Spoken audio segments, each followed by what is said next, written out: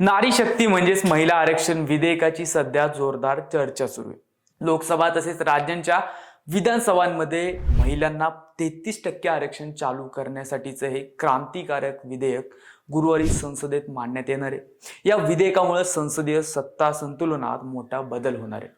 यामुळे देशातील खासदारांची संख्या तब्बल 850 पर्यंत पोहोचू शकते, तर महिला खासदारांची संख्या 273 पर्यंत वाढू शकते. मुख्य म्हणजे पुरुषी वर्चस्वालाही या विधेयकामुळे फटका बसू शकेल. अनेकांचं करिअर बाद होऊ शकतं. या विधेयकामुळे नेमकं काय बदल होऊ शकतात हे पाहूया आजच्या भागातून. नमस्कार, मी श्रीहरी आणि आपण बघतोय बोलबिंदास. नारी शक्ती वंदन विधेयक हे भारतीय लोकशाहीच्या इतिहासातील एक महत्त्वाचा टप्पा मानला जातोय. या विधेयकामुळे संसद आणि राज्य विधानसभांमधील जागांमध्ये लक्षणीय बदल अपेक्षित आहे.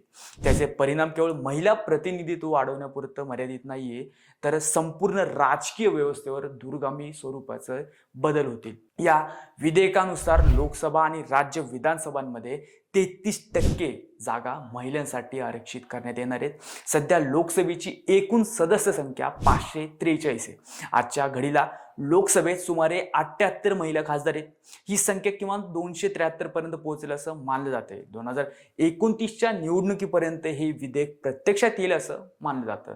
मतदारसंघ पुनर्रचनेनंतर लोकसभेच्या जागांची एकूण संख्या वाढवल्यास महिलांचं संख्याबळ चांगलंच वाढणार आहे, हे मात्र नक्की. भारतीय राजकारणात निश्चितपणे अनेक महिला नेत्यांनी आपला स्वतंत्र ठसा उमटवलाय. जसे की माजी पंतप्रधान इंदिरा गांधी, काँग्रेसच्या माजी अध्यक्षा सोनिया गांधी, तामिळनाडूच्या माजी मुख्यमंत्री जयललिता यांच्यासह मायावती, ममता बॅनर्जी अनेक महिलांनी पक्षांचं सक्षम नेतृत्व केलंय.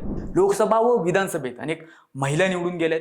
त्यातील काहींनी मंत्रिपदही भूषवले. असं असलं तरी महिलांचं स्थान एका मर्यादेपलीकडे गेलं नाही. परंतु नारी शक्ती विधेयकामुळे राजकारणाचा अवकाश व्यापण्याची मोठी संधी महिला भगिनींना मिळू शकते. मुळात महिला खासदारांची वाढ केवळ संख्यात्मक नसेल तर धोरणात्मक निर्मितीच्या प्रक्रियेतही त्यांना महत्त्वाचं स्थान मिळू शकतं. महिला बालकल्याण, आरोग्य, शिक्षण, पोषण, सुरक्षा यासारख्या विषयांना अधिक प्राधान्य मिळू शकतं. स्थानिक स्वराज्य संस्थांमधून पुढे आलेल्या महिलांना राज्य व राष्ट्रीय पातळीवर संधी मिळू शकते व त्यांच्या अनुभवाचा फायदा राज्यात व केंद्रात होऊ शकतो. तथापि या विधेयकाचा दुसरा महत्त्वाचा पैलू म्हणजे त्याचा पुरुष राजकारण्यांवर होणारा विपरीत परिणाम. 33% जागा महिलांसाठी आरक्षित झाल्यानंतर अनेक विद्यमान पुरुष खासदारांना आपली जागा गमवावी लागण्याची भीती आहे. विशेषतः ज्या मतदारसंघांना सुरक्षित जागा मानली जाते त्या जागांवर आरक्षण लागू झाल्यास पक्षांना विद्यमान पुरुषांचं नेत्यांचं तिकीट कापावं लागणार आहे. त्यामुळं अनेक अनुभवी नेत्यांच्या राजकीय कारकिर्दीवर त्याचा परिणाम होण्याचा धोका असेल. आरक्षित जागांचं रोटेशन हा आणखी एक महत्त्वाचा मुद्दा आहे. प्रत्येक निवडणुकीनंतरनं मतदारसंघाचं आरक्षण बदलल्यास एखाद्या नेत्याला आपल्या पारंपरिक मतदारसंघातून लढण्याची संधी मिळणार नाही. त्यामुळं अनेक वर्षे एखाद्या क्षेत्रात काम करून उभा केलेला जनसंपर्क आणि राजकीय पाया अचानक डळमळीत होऊ शकतो. या पार्श्वभूमीवर अनेक पुरुष राजकारण्यांमध्ये करिअर धोक्यात येण्याची शक्यता आहे. दीर्घकाळ एकाच मतदारसंघात काम करणारे आणि स्वतःचा मजबूत मतदार वर्ग निर्माण केलेले नेते अचानक आरक्षणामुळे बाजूला पडू शकतात. तसंच मध्यम स्तरावरील कार्यकर्ते म्हणजे पुढील काळात खासदार होण्याची अपेक्षा ठेवून जे काम करत आहेत त्यांची संधी दूर जाऊ शकते. उरलेल्या 67% जागांवर पुरुष नेत्यांमध्ये जी स्पर्धा वाढेल ती वेगळीच.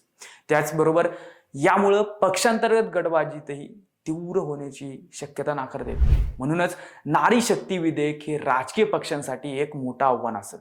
सक्षम आणि प्रभावी महिला उमेदवार तयार करणं, हे त्यांना निवडणुकीसाठी तयार करणं आणि त्याच वेळी नाराज झालेल्या पुरुष नेत्यांना सांभाळणं ही दुहेरी जबाबदारी पक्षांवर येणार आहे. सुरुवातीच्या टप्प्यात काही ठिकाणी घराणेशाहीला चालना मिळण्याची शक्यता आहे. अनेक पक्ष विद्यमान पुरुष नेत्यांच्या कुटुंबियांना उमेदवारी देऊन समतोल साधण्याचा प्रयत्न करू शकतात. किंबहुना नारी शक्ती विधेयकामुळे भारतीय राजकारण आमूलाग्र बदलणार हे निश्चित. त्यामुळे महिला सशक्तीकरणाला मोठी चालना मिळू शकते, परंतु त्याच वेळी अनेक पुरुष राजकारण्यांचं राजकीय करिअरही धोक्यात येईल.